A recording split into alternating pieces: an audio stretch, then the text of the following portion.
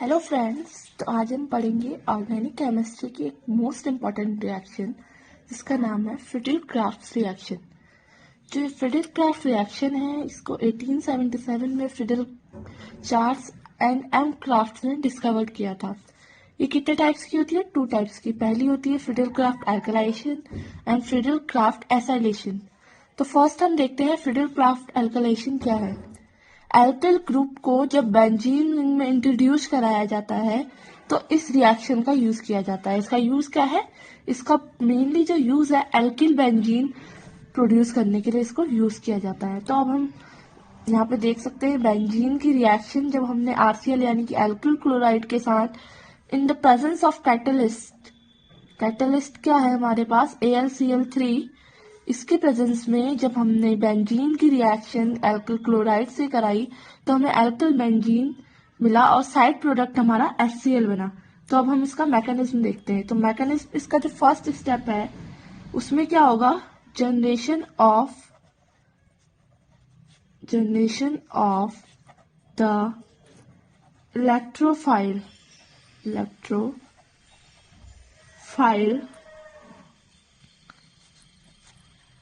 which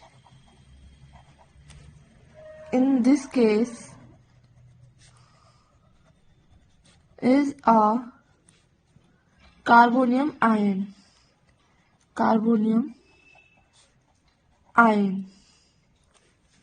तो इसमें हम देखते हैं क्या होता है। CH3 CH2 Cl, ये हमारा क्या है? RCl, alkyl chloride.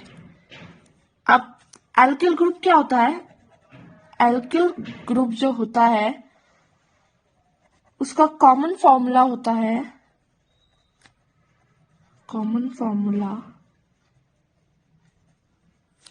इसमें एल्केन से एक हाइड्रोजन कम होता है, 1 हाइड्रोजन लेस।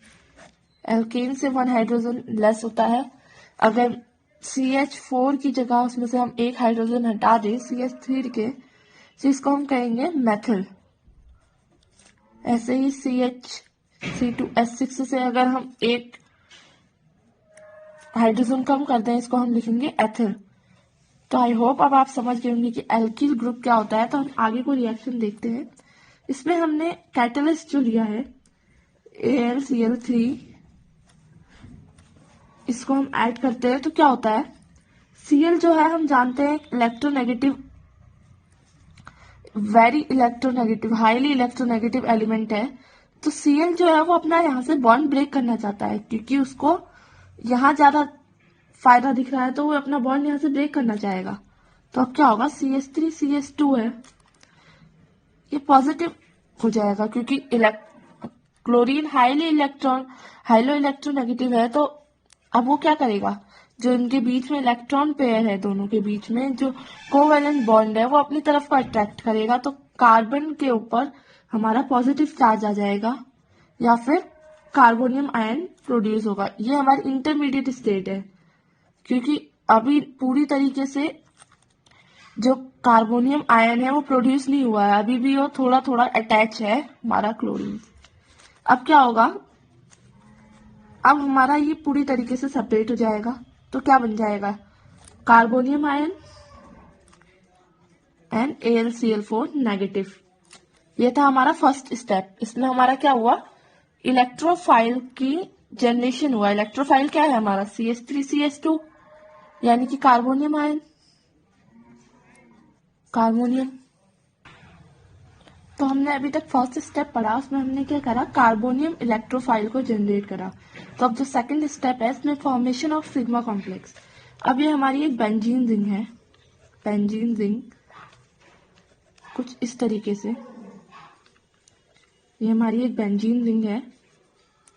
अब हमें पता है फॉर्मूला ऑफ बेंजीन है C6H6।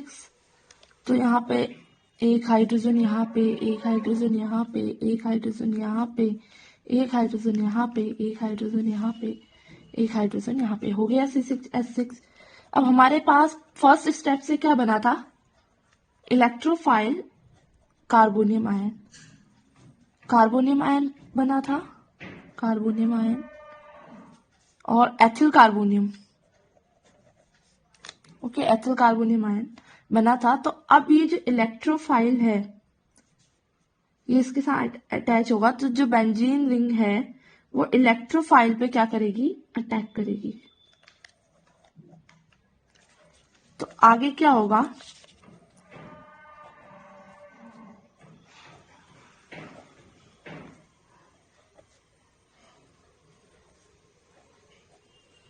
ये हाइड्रोजन है, यहीं पे ये इलेक्ट्रोफाइल ग्रुप भी हमारा अटैच हो जाएगा। क्या हो जाएगा, अटैच हो जाएगा। तो इसमें क्या हुआ, ये जो कार्बोनियम आयन है इसके पास एक भी इलेक्ट्रॉन नहीं है कोवेलेंट बॉन्ड बनाने के लिए, तो इसके पास इलेक्ट्रॉन नहीं है, तो यहां पर से जो डबल बॉन्ड है वो डबल बॉन्ड क्या हुआ, ब्रेक हुआ। ये डबल बॉन्ड ब्रेक हुआ तो इसने, ये डबल बॉन्ड किस साइड को ब्रेक हुआ, ये डबल बॉन्ड हुआ हमारा इस साइड को ब्रेक। तो यहां पे नेगेटिव चार्ज आ गया, ठीक है। चलो इसको नीचे समझते हैं।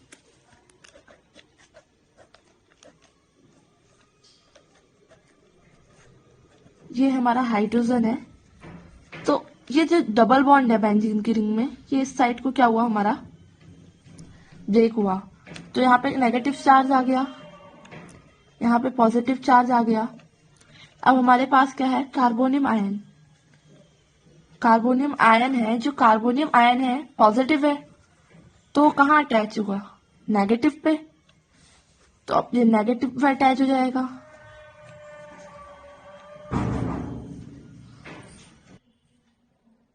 तो जो नेगेटिव आयन, जो यहाँ पे हमारा नेगेटिव चार्ज ऑब्टेन हुआ था, इसमें हमारा कार्बोनियम आयन अटैच हो जाएगा। कार्बोनियम आयन क्या हो गया, अटैच हो गया। अब जो ये पॉजिटिव चार्ज है ये पूरी रिंग में हमारा कंजुगेट होगा, पूरी रिंग में ये 1 बाय 1 कंजुगेट होगा। तो अब क्या होगा, ये हमारा हाइड्रोजन और इलेक्ट्रोफाइल ग्रुप यानी कि CH2 CH3 अटैच्ड है। अब क्या होगा, ये पॉजिटिव को हमें आगे शिफ्ट करना है, तो डबल बॉन्ड क्या होगा, यहाँ शिफ्ट हो जाएगा। ये डबल बॉन्ड क्या होगा, यहाँ शिफ्ट हो जाएगा। ये डबल बॉन्ड यहाँ शिफ्ट हुआ, तो लास्ट में डबल बॉन्ड हमारा यहाँ पे आ गया। ये डबल बॉन्ड हमारा यहाँ पे आ गया। उसके बाद जो हमारा पॉजिटिव चार्ज है वो हमारा यहाँ चले गया, ठीक है। अब ऐसा होगा,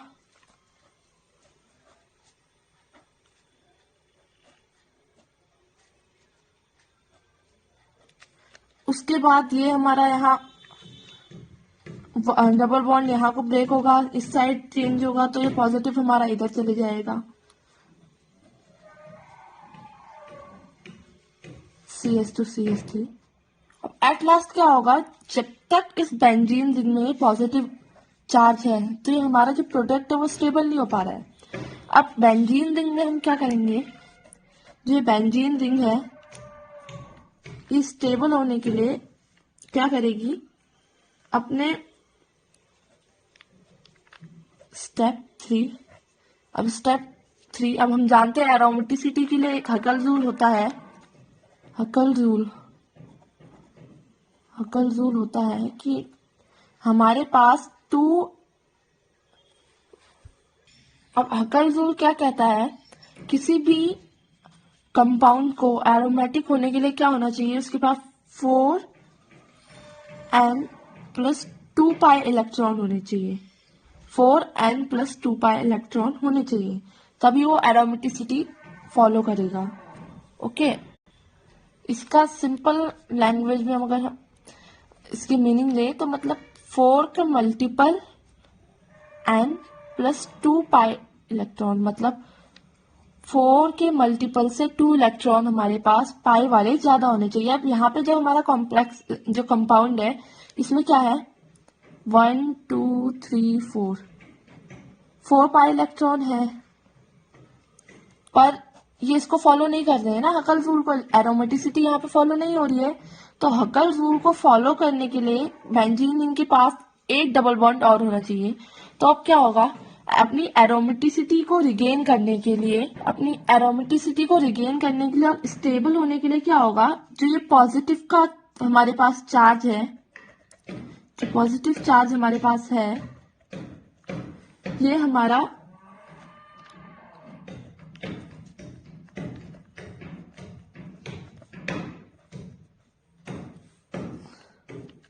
H प्लस को रिमूव करके हट जाएगा।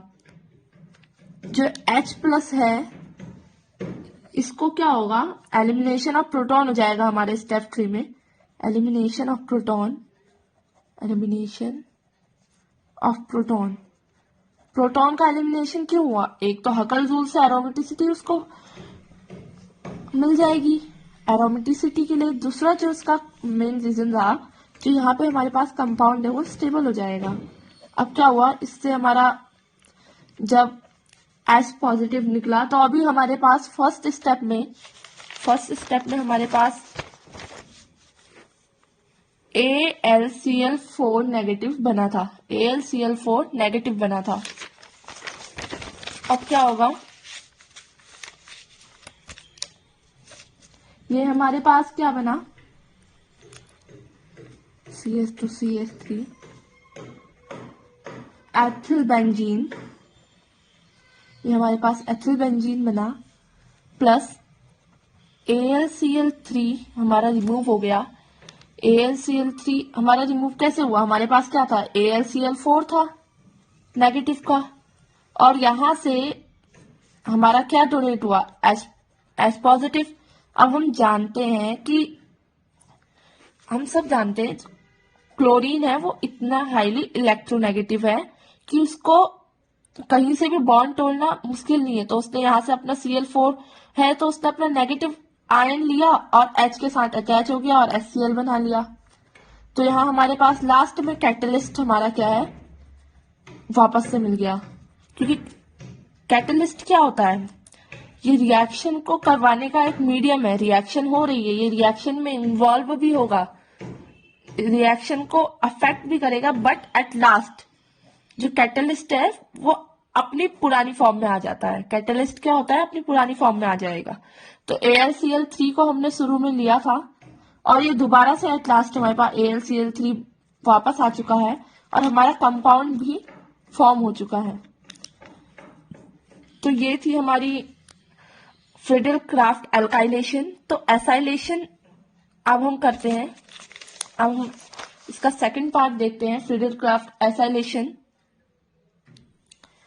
अब हमारा जो फ्रिडल क्राफ्ट रिएक्शन का सेकंड पार्ट है, फ्रिडल क्राफ्ट एसाइलेशन, इसमें क्या होता है, इस रिएक्शन में क्या होता है, this reaction involves the introduction of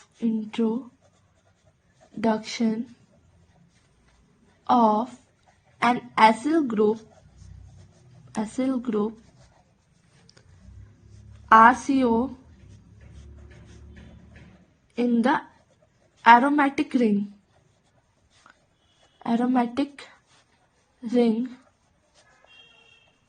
in the presence of anhydrous AlCl3। तो अब हम रिएक्शन देखते हैं। इस रिएक्शन में क्या होता है, मेनली इस रिएक्शन का जो वर्क है वो आरसीओ ग्रुप को, यानी कि आरसीओ ग्रुप को हम क्या कहते हैं, एसिल ग्रुप को हमारे बेंजीन रिंग में, एरोमेटिक रिंग में इंट्रोड्यूस कराना इस रिएक्शन का वर्क है। ये हमारे पास एक बेंजीन रिंग है, प्लस हम इसमें एसिड क्लोराइड, ये ग्रुप क्या है हमारा, एसिल ग्रुप, तो इसमें हम एसिड क्लोराइड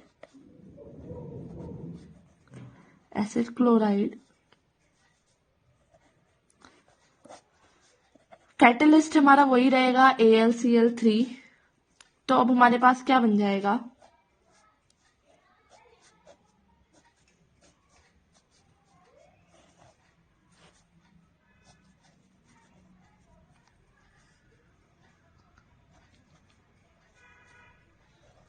एक कीटोन हमारे पास बन जाएगा और साथ में हमारा HCl रिमूव हो जाएगा। ठीक है, अब इसको एग्जाम्पल लेके चलते हैं। एग्जाम्पल लें तो हमारा हो जाए एग्जाम्पल, हम मैकेनिज्म के साथ साथ ही एग्जाम्पल भी ले लेते हैं। मैकेनिज्म, तो मैकेनिज्म में सबसे पहला स्टेप हमारा होगा जनरेशन ऑफ इलेक्ट्रोफाइल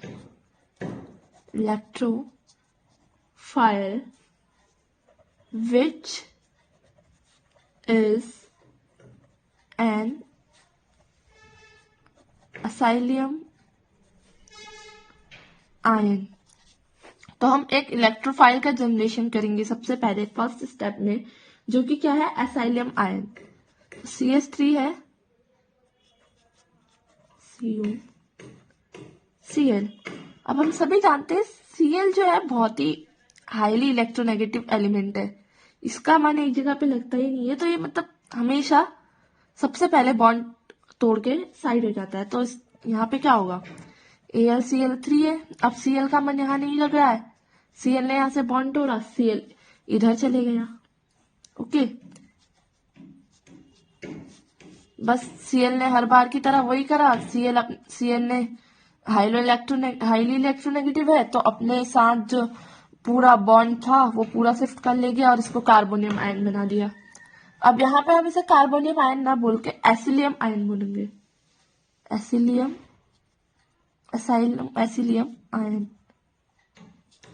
अब इसमें सेकंड क्या होगा, फिर से हमारा प्रोसेस वही है, बस वहां पे हम एल्काइलेशन कर रहे थे, यहाँ पे एसिल ग्रुप हो जा रहा है। वहां पे हम एल्कल ग्रुप जोड़ रहे थे, यहाँ पे हम एसिल ग्रुप जोड़ रहे हैं। तो रिएक्शन का प्रोसेस वही चल रहा है हमारा। अब यहाँ पे हमारा सिग्मा कॉम्प्लेक्स बनेगा फिर से। अब सिग्मा कॉम्प्लेक्स बनेगा प्लस CH3 CO पॉजिटिव यानी कि एसिलियम आयन। अब क्या होगा, ये एसिलियम आयन जो है, ये जो हमारी बेंजीन रिंग है, ये हमारी बेंजीन रिंग जो है, ये एक अच्छी न्यूक्लियोफाइल है। तो इसने क्या करा, CH3CO पे अटैक कर दिया। अब CH3CO पे अटैक किया तो क्या हुआ, COCH3 यहाँ पे हमारे पास था, ये हमारा। अच्छा, अब क्या होगा, ये हमारा सिग्मा कॉम्प्लेक्स बन गया। अब फिर से वही होगा, डबल बॉन्ड का पूरा मूवमेंट हमारी रिंग के अंदर, और एट लास्ट हमारा जो थर्ड स्टेप होगा, एलिमिनेशन ऑफ प्रोटॉन। हमारा जो प्रोटॉन है, elimination of proton H positive. हमारा जो प्रोटॉन है वो इस रिंग को छोड़ के क्या करेगा, एलिमिनेट कर जाएगा। इस रिंग को छोड़ के हमारा प्रोटॉन यानी कि हमारा हाइड्रोजन पॉजिटिव वाला मूव कर जाएगा। अब किसके पास जाएगा, वही है AlCl4, ये फिर से AlCl4 के पास जाएगा। क्लोरीन का मन यहाँ में नहीं लगा, तो क्लोरीन फिर से यहाँ से जाके HCl में चल जाएगा। अब क्लोरीन है तो इलेक्ट्रोनेगेटिव, तो अपने साथ नेगेटिव साइन तो बिल्कुल लेके ही जाएगा क्योंकि हाइड्रोजन पॉजिटिव है। अभी क्लोरीन हमारा नेगेटिव है और हाइड्रोजन पॉजिटिव है, तो दोनों कंबाइंड होके HCl बना देंगे। तो ये हमारी रिएक्शन कंप्लीट हो गई। आई होप आपको समझ आया होगा, और समझ आया हो तो please subscribe and comment down कीजिए। अगर आपको कोई यहाँ पे कोई भी स्टेप समझ नहीं आया है तो मैं दोबारा इसको वीडियो में समझाने की कोशिश करूंगी। Thank you.